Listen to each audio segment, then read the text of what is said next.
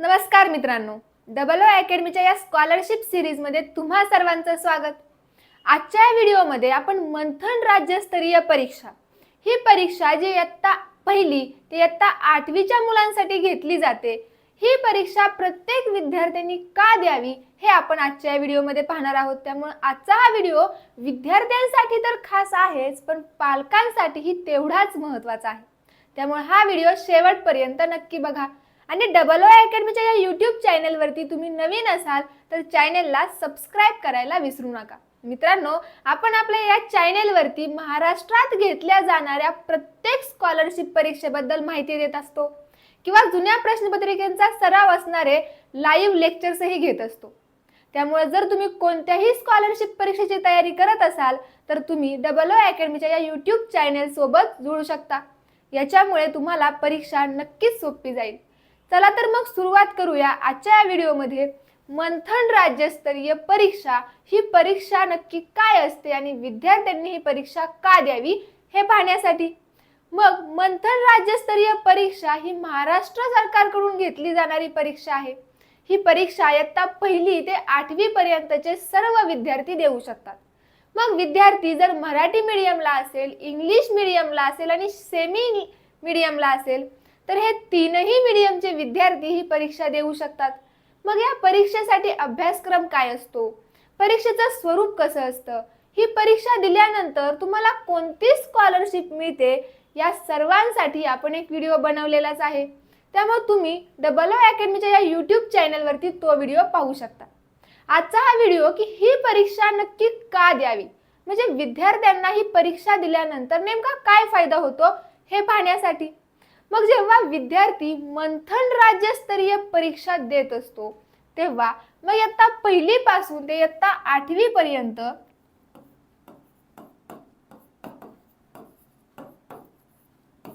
हे सगळे विद्यार्थी ही परीक्षा देऊ शकतात।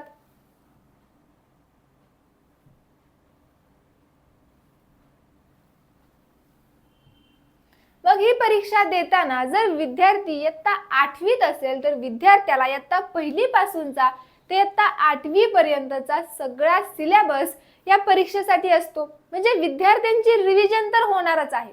म्हणजे प्रत्येक क्लाससाठी ते आतापर्यंत जेवढं शिकत आलेत त्या सगळ्या सिलेबस वरती त्यांना प्रश्न विचारले जातात। मग आता जर विद्यार्थी 8वी मध्ये असेल तर पहिली ते 8वी पासूनचा सगळा सिलेबस त्याला या मंथन राज्यस्तरीय परीक्षेसाठी विचारला जातो। मग ही परीक्षा देत असताना विद्यार्थी जे 5वी आणि 8वी साठीची जी स्कॉलरशिप परीक्षा घेतली जाते, म्हणजे पूर्व उच्च प्राथमिक शिष्यवृत्ती परीक्षा असेल किंवा पूर्व माध्यमिक शिष्यवृत्ती परीक्षा असेल, या इयत्ता 5वीच्या आणि 8वीच्या शिष्यवृत्ती परीक्षेमध्ये विद्यार्थ्यांना या सिलेबसचा म्हणजेच मंथन राज्यस्तरीय परीक्षेसाठी जो अभ्यास केला जातो त्या अभ्यासाचा या परीक्षेसाठी सुद्धा तितकाच फायदा होत असतो। कारण 5वी आणि 8वी साठी जो सिलेबस या स्कॉलरशिप परीक्षेसाठी असतो तोच सिलेबस या स्कॉलरशिप परीक्षेसाठी असतो। फक्त एक्झाम पॅटर्न आणि काही पॉइंट्स मध्ये थोडासा फरक राहील। NMMS national means cum merit scholarship exam, या एक्झाम साठी सुद्धा हा बेसिक पाया म्हणता येईल। म्हणजे जर तुम्ही NMMS या स्कॉलरशिप परीक्षेची तयारी करत असाल तर त्यासाठी मंथन राज्यस्तरीय परीक्षा याचा जो सिलेबस आहे याचा तुम्हाला फायदा या तीनही परीक्षांसाठी होत असतो। मग फक्त या तीनच परीक्षांसाठी तुम्हाला फायदा होणार आहे का, तर नाही। नवोदय विद्यालयाकडून इयत्ता 6वीच्या प्रवेशासाठी, इयत्ता 9वीच्या प्रवेशासाठी व इयत्ता 11वीच्या प्रवेशासाठी दरवर्षी प्रवेश परीक्षा घेतली जाते। मग ही प्रवेश परीक्षा का महत्त्वाची, तर इयत्ता 6वी साठी, इयत्ता 9वी साठी आणि इयत्ता 11वी साठी ज्या प्रवेश परीक्षा घेतल्या जातात कोणाकडून, नवोदय विद्यालयाकडून, तर या प्रवेश परीक्षेत जर विद्यार्थी क्वालिफाय झाला तर विद्यार्थ्याचं पूर्ण शिक्षण म्हणजे इयत्ता 6वी पासून ते इयत्ता 12वी पर्यंतचं पूर्ण शिक्षण हे विद्यार्थ्यांना मोफत दिलं जातं। त्यामुळे नवोदय विद्यालयाची प्रवेश परीक्षा ही देखील तितकीच महत्त्वाची आहे।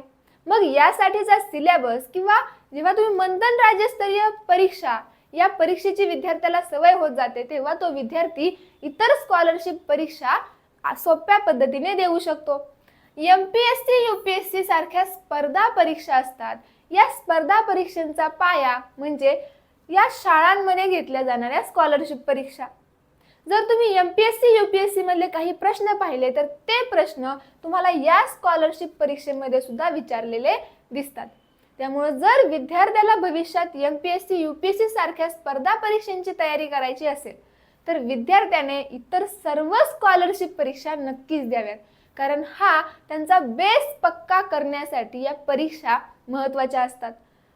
मग गव्हर्नमेंट कॉम्पिटेटिव्ह एक्झाम असतील, MPSC UPSC सारख्या गव्हर्नमेंट कॉम्पिटेटिव्ह एक्झाम असतील, इतर एक्झाम्स असतील, या सर्व परीक्षांसाठी विद्यार्थ्याने स्कॉलरशिप परीक्षा द्यायला हव्यात. मग मंथन राज्यस्तरीय परीक्षा ही त्यातलीच एक स्कॉलरशिप परीक्षा आहे. आता हे झालं विद्यार्थ्याला त्याच्या करिअरमध्ये या स्कॉलरशिप परीक्षेचा काय फायदा होणार आहे. पण फक्त एवढाच फायदा होतो का तर नाही. विद्यार्थी कोणतीही परीक्षा देत असेल तर प्रत्येक परीक्षेसोबत विद्यार्थ्यामध्ये डेव्हलपमेंट होत असते, इम्प्रूव्हमेंट होत असते. मग ती डेव्हलपमेंट कोणती किंवा विद्यार्थी कसा घडत जातो ते बघूया. मग मंथन राज्यस्तरीय परीक्षा देत असताना किंवा इतर कोणतीही स्कॉलरशिप परीक्षा देत असताना विद्यार्थ्यामध्ये टाइम मॅनेजमेंट स्किल इम्प्रूव्ह होतं. आता टाइम मॅनेजमेंट स्किल कसं इम्प्रूव्ह होतं तर कोणतीही परीक्षा असेल प्रत्येक परीक्षेसाठी वेळेचं बंधन असतं. म्हणजे दिलेल्या वेळेत तुम्हाला दिलेले प्रश्न सोडवणं खूप आवश्यक असतं. मग या वेळेच्या बंधनामध्ये तुम्हाला दिलेले प्रश्न जे सोडवायचे असतात त्या प्रत्येक प्रश्नासाठी एक लिमिटेड टाइम निवडून घ्यायला हवा. म्हणजे एका मिनिटात एक प्रश्न सोडवायचा आहे तर असे तुम्हाला प्रत्येक प्रश्नासाठी टाइम मॅनेजमेंट करावं लागतं. मग हे टाइम मॅनेजमेंट जुन्या प्रश्नपत्रिकेचा सराव करता करता विद्यार्थ्यांमध्ये आपोआप डेव्हलप होत जातं. त्यामुळे टाइम मॅनेजमेंट स्किल हे विद्यार्थ्यांमध्ये डेव्हलप होत जातं. डिसिजन मेकरशिप, ठीक आहे, या स्कॉलरशिप परीक्षेमुळे विद्यार्थ्याच्या बुद्धीला चालना तर मिळतेच, पण तो विद्यार्थी निर्णय घेण्यातही एक्सपर्ट होत जातो किंवा डेव्हलपमेंट होत जाते.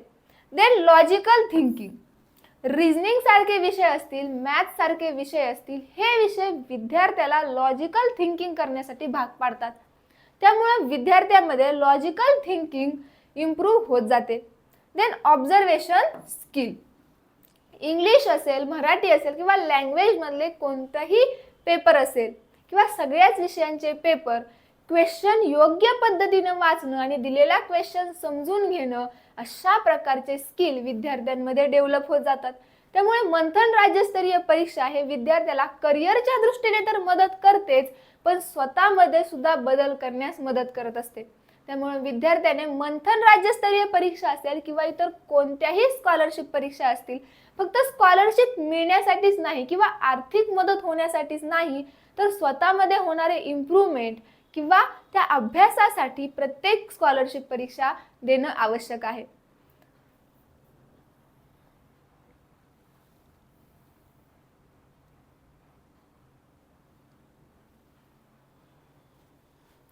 मित्रांनो, हे झालं मंथन स्कॉलरशिप परीक्षा का द्यावी किंवा मंथन असेल, नवोदय विद्यालयाकडून घेतल्या जाणाऱ्या प्रवेश परीक्षा असतील, इयत्ता 5वी इयत्ता 8वीच्या स्कॉलरशिप परीक्षा असतील, या सर्व परीक्षा का द्याव्यात हे आपण आता पाहिलं. मग आता मित्रांनो, DOO अकॅडमी तुमच्यासाठी ऑनलाईन बॅचेस घेऊन येत आहे.